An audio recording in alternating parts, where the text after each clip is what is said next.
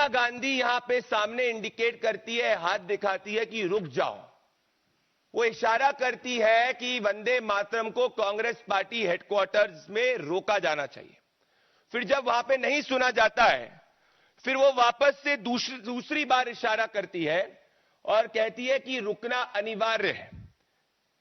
उसके बाद में वो उनको कहती है कि पीछे जो बैंड है, अगर आप ध्यान से देखें, क्योंकि ये एक ऐसी व्यक्ति का दृश्य है जो इतना गुस्से में है कि वंदे मातरम कांग्रेस पार्टी हेडक्वार्टर्स में पूरी तरीके से कैसे गाया गया, तो वो इंडिकेट करती है और उंगली के तरीके धमकी देने की कोशिश करती है।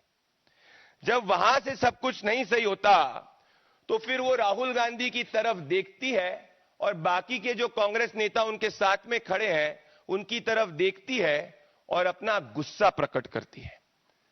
मैं पूछना चाहता हूं कांग्रेस पार्टी से, अरे कांग्रेस पार्टी, भारत का ही उद्घोष हो रहा था, वंदे मातरम का ही उद्घोष हो रहा था। इतनी विपत्ति या इतना आक्रोश जब कांग्रेस पार्टी की रैलीज और कांग्रेस पार्टी के समर्थक पाकिस्तान जिंदाबाद के नारे लगाते थे, तब इनकी लीडरशिप को करते हुए नहीं देखा। पर जब कांग्रेस पार्टी हेडक्वार्टर्स के अंदर वंदे मातरम का उद्घोष हो रहा था, तो सोनिया गांधी एजिटेटेड ही नहीं थी, गुस्से में ही नहीं थी। वो ऐसे प्रकट कर रही थी जैसे अपराध हो गया। The actions of the Congress party pointed towards a psyche of a dimagi Naxal ecosystem which behaved as if a criminal act was conducted in the Congress party headquarters. ये यहीं तक नहीं रुके। उसके बाद जब वंदे मातरम का उद्घोष कंप्लीट होता है, ये लोग साथ में मिलते हैं। यहां ध्यान से अगर आप देखेंगे, खड़गे जी हैं, सोनिया गांधी, राहुल गांधी है, और सुनिए राहुल गांधी क्या कहते हैं। और मैं आपको प्ले करना चाहता हूं। कोट अनकोट राहुल गांधी कहते हैं, we don't need to sing Vande Mataram. पहले तो राहुल गांधी जी, ये कोई गाना नहीं है, ये भारत के स्वतंत्रता सेनानियों का उद्घोष है। ये इस देश के 140 करोड़ देशवासियों के मन में जो पेट्रियोटिज्म का भाव है वो है।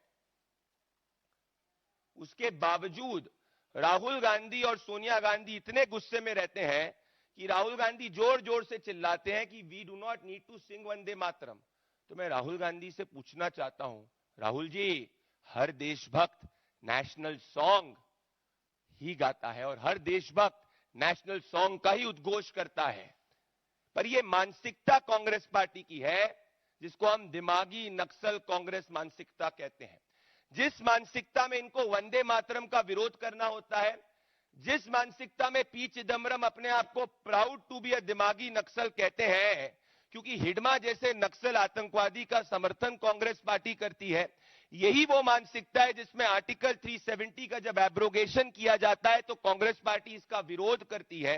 ये वो मानसिकता है कांग्रेस की जिसमें जब भी देश हित की बात होगी कांग्रेस पार्टी को गुस्सा आएगा।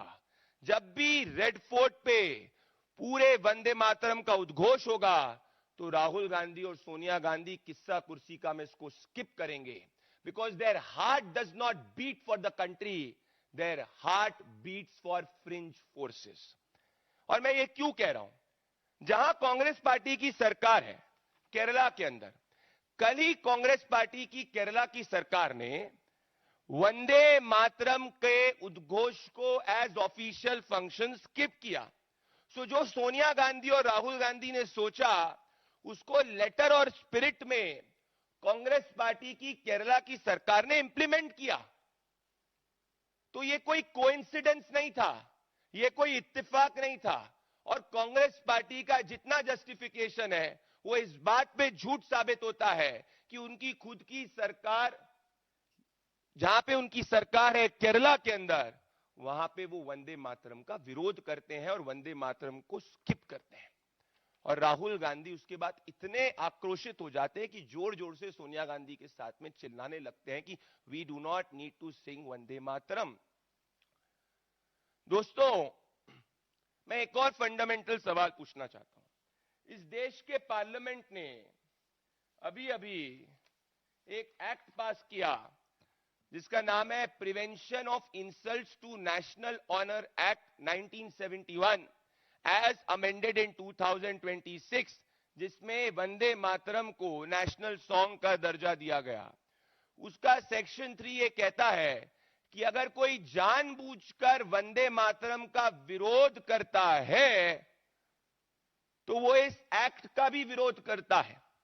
सो जब वंदे मातरम इस देश का राष्ट्रगीत है तो कांग्रेस पार्टी की सोनिया गांधी और राहुल गांधी ने जानबूझकर इसका विरोध कर कर यह दिखा दिया कि वो फ्रिंज फोर्सेस के साथ में खड़े हैं। और जो फ्रिंज फोर्सेस के साथ में खड़ा होता है वो हमेशा इस बात पे गुस्सा होता है कि कोई भी उद्घोष जो भारत को आगे ले जाने की बात करता है उससे उसको विरोध होता है।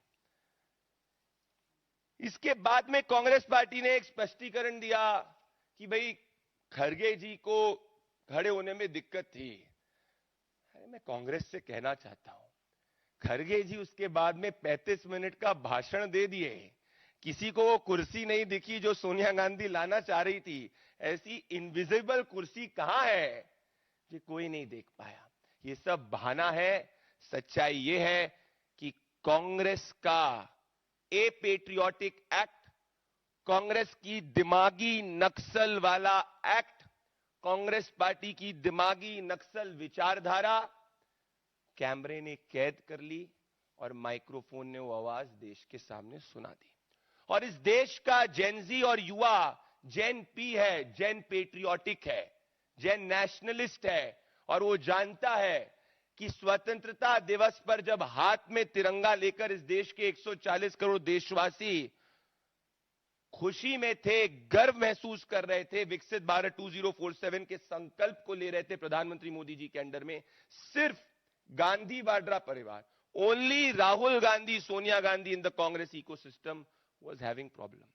सोचिए इनकी प्रायोरिटीज कि स्वतंत्रता दिवस पर भी इनको राष्ट्रगीत से प्रॉब्लम हुई। ये कोई ऐसा ही व्यक्ति कर सकता है जो अंदर से कुंठित है, जो अंदर से इस बात से दुखी भी है और गुस्से में भी है कि देश 140 करोड़ देशवासी राष्ट्रभक्ति के साथ में, यूनिटी के साथ आगे क्यों जा रहे हैं। जो पी चिदम्बरम अपने आप को प्राउड कहते हैं कि दिमागी नक्सल, मैं उस पी चिदम्बरम को ये दिखाना चाहता हूं, ये है आपका कार्यकाल। जब जितने भी नक्सली आतंकी थे उनमें से एक को भी कांग्रेस पार्टी ने नहीं मारा और प्रधानमंत्री नरेंद्र मोदी जी और गृह मंत्री अमित शाह जी के एग्जीक्यूशन में जितने भी नक्सली टॉप कमांडर्स हैं वो सबको निस्तानबूद किया गया और गरीब आदिवासी जो इससे प्रताड़ित थे उनको बचाया गया। देश ने नक्सली समस्या का अंत किया और कल ही कारेगुटा की पहाड़ी बस्तर में राष्ट्रगीत, राष्ट्रगान और तिरंगा लहराया था। यह फर्क है इस वक्त की सरकार और दिमागी नक्सली इकोसिस्टम में। तो कांग्रेस पार्टी की सोनिया गांधी और राहुल गांधी को तो माफी 24 घंटे के अंदर माननी ही चाहिए। They need to apologize to every patriotic Indian who is in deep anger and rage after seeing what the Congress committed. पर इससे यह भी स्पष्ट होता है कि क्या leader of opposition Rahul Gandhi fit भी हैं एलओपी होने के लिए, क्योंकि कोई भी लीडर ऑफ ऑपोजिशन जो इस देश के पार्लियामेंट को सुप्रीम मानता है वो कभी नेशनल सॉन्ग का अपमान नहीं कर सकता। और सोनिया गांधी द्वारा किया गया विरोध यह स्पष्ट करता है कि कांग्रेस पार्टी में कोई फ्रिंज नहीं है जो राष्ट्रवाद का विरोध करता है। कांग्रेस पार्टी की पॉलिसी है वंदे मातरम का विरोध करने की। It's their policy to oppose. So the BJP is now escalating the attack on the Congress party over the row over Vande Mataram. The Congress, meanwhile, is caught in a rather unusual political bind. The BJP, like you've seen, has been attacking it when it comes to Vande Mataram. BJP claims that the top leadership of the Congress party, Rahul Gandhi, Sonia Gandhi, tried to stop the full rendition of Vande Mataram.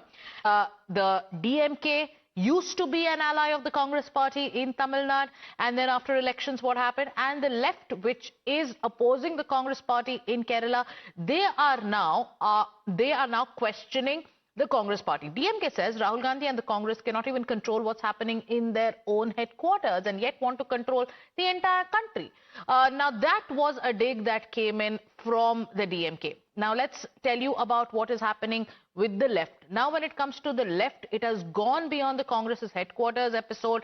It is former Chief Minister of Kerala, Pinarayi Vijayan, who has said that the Congress is leaving behind its secular democratic legacy and is embracing Hindutva ideology of the RSS.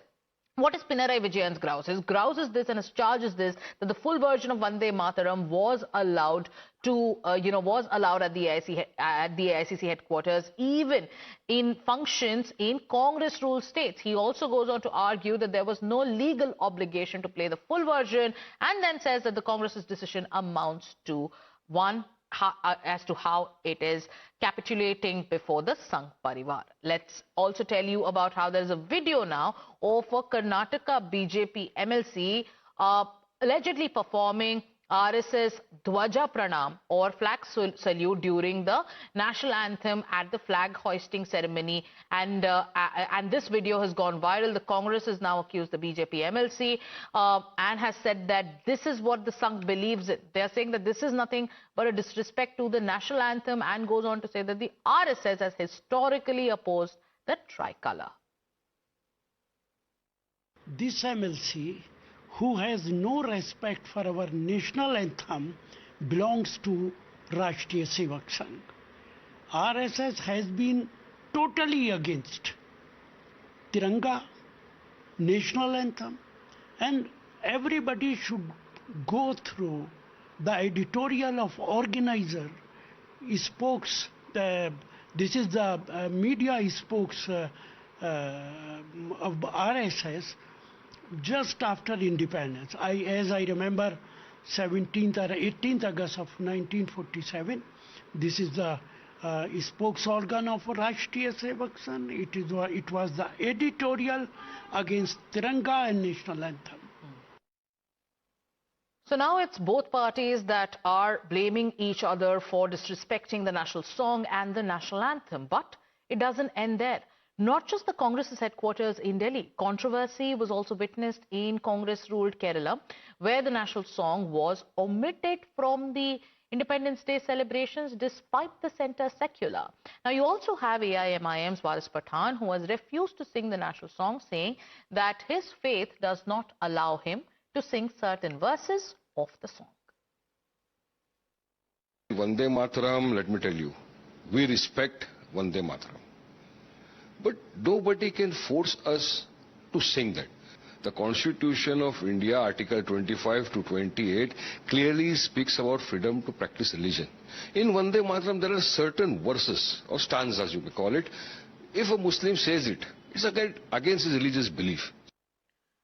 So the BJP says that the Congress leadership showed disrespect to the national song. Congress says that the BJP is manufacturing a controversy and is also ignoring historical convention around the song. And then there came a countercharge over the RSS flag salute during the national anthem. And now it is whether a song that once became a rallying cry of India's freedom movement can remain above political battles and political wrangling. The showdown and the politics continues. So with that, viewers, it's time for us to slip into a short commercial break. Stay with Times Now. We'll be back with more news and updates.